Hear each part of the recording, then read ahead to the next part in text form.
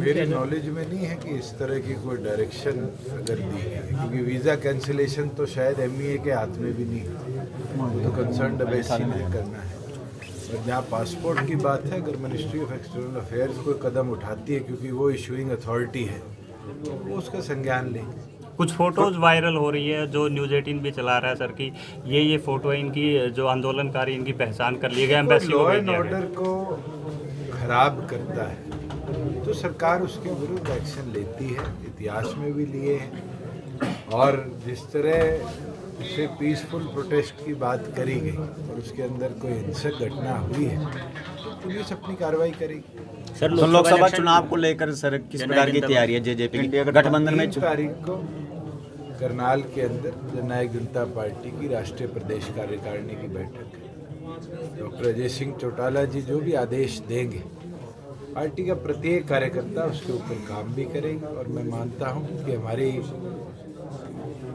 6 लोकसभा हमने कवर करी है और जल्द 7वीं लोकसभा का जो हमारा नव संकल्प रैली का शेड्यूल जो है वो जारी करेंगे। जिस प्रकार की लोकसभा जेजेपी सीटों पर अब की बार जेजेपी दावा करने की तैयारी में है। हम तो 10 की तैयारी कर रहे हैं और तो अलायंस के अंदर कोई बैठ के फिर निष्कर्ष निकलेगा तो उसके ऊपर फैसला लिया। सर इंडिया गठबंधन ने सुशील गुप्ता को मैदान में उतारा आम आदमी पार्टी से, वहीं शुभकामनाएं देता हूं उनको।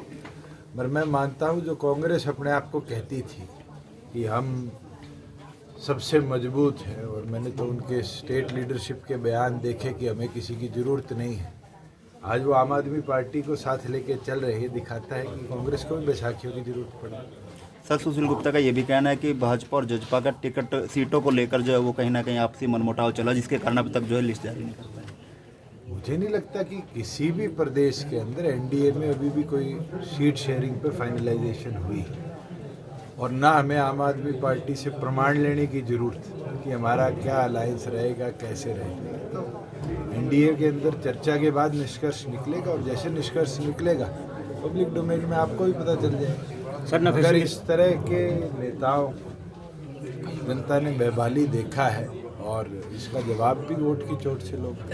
सर नफे सिंह राठी पर जिस प्रकार से गोलियां बरसाई गई और लॉ एंड ऑर्डर को लेकर के उन्होंने एक वीडियो भी जारी किया गया विपक्ष द्वारा कि सुरक्षा मांगी गई थी, लेकिन सरकार जो है। देखिए मैं कल उनके घर जाके आया था, कल सुबह भी उनको कोई थ्रेट कॉल्स आई थी जी। जज्जर पुलिस की एफिशिएंसी है कि राजस्थान के अंदर जाकर उनकी 2 टीमों ने रेड मारी, और जो व्यक्ति था जिसने इस तरह की कॉल करी थी उसको देर रात अरेस्ट भी किया गया। जो लोग उस घटना में उस दिन इन्वॉल्व थे, हमारी STF की टीम भी लगी हुई है, जज्जर पुलिस की टीम भी लगी हुई है, और जल्द उनको राउंड अप किया जाए। इस किसान आंदोलन को किस तरह से देखते हैं दुष्यंत चौटाला? मैं तो एक चीज़ कहता हूँ कि पंजाब के हमारे भाइयों को हरियाणा से समझकर कि कैसे कृषि व्यवस्था को बेहतर पहुँचाया जाए, पंजाब सरकार पे दबाव डालना चाहिए। आज 2 फसलें पंजाब सरकार MSP पर खरीदती है और हरियाणा 14 खरीदती है। 18 फसलों पर हम भावांतर भरपाई योजना के माध्यम से आर्थिक मदद किसान को करते हैं। मुझे लगता है अगर पंजाब सरकार भी यही मॉडल अपनाए तो बहुत बेहतर कृषि व्यवस्था पंजाब में। दुष्यंत जी बात तो MSP की हो रही है, भावांतर की नहीं। वो कह रहे हैं कि प्रॉमिस किया था 2 साल बाद भी उनको MSP देखिए जो केंद्र सरकार का मामला है, वो केंद्र मंत्रियों की कमेटी निरंतर उसको देख रही है।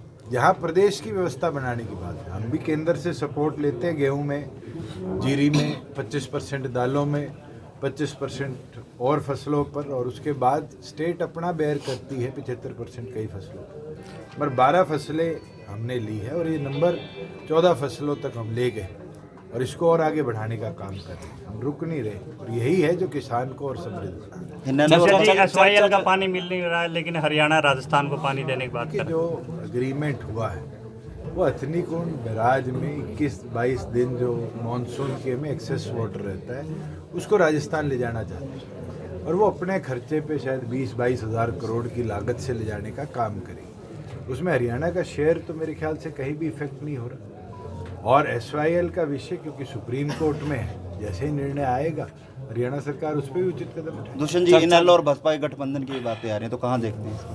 मुझे तो बसपा सुप्रीमो का ये बयान याद है, हम किसी के साथ नहीं, इस बार अकेले लड़ेंगे। और अकाली दल से भी शायद बसपा ने अलायंस उसी बात पे तोड़ा है। दुष्यंत जी लेकिन मुझे एक चौटाला तरफ जी के तो बीच कुछ राजस्थान लोग को से पानी संभावनाएं देने की जताई जा बात रही हो है। रही है, लेकिन आपको आदम लड़ा दे। दुष्यंत जी एक तरफ तो राजस्थान को पानी देने की बात हो रही है, दूसरी हरियाणा के जो गांव हैं उनको वो राजस्थान का पानी लेके पी रहे हैं। यमुना का जो पानी है वो मॉनसून सीजन पे जैसे ही 24,000 क्यूसिक से ज़्यादा हो जाता है वो यमुना की धार के अंदर समुद्र में जाके मिलता है।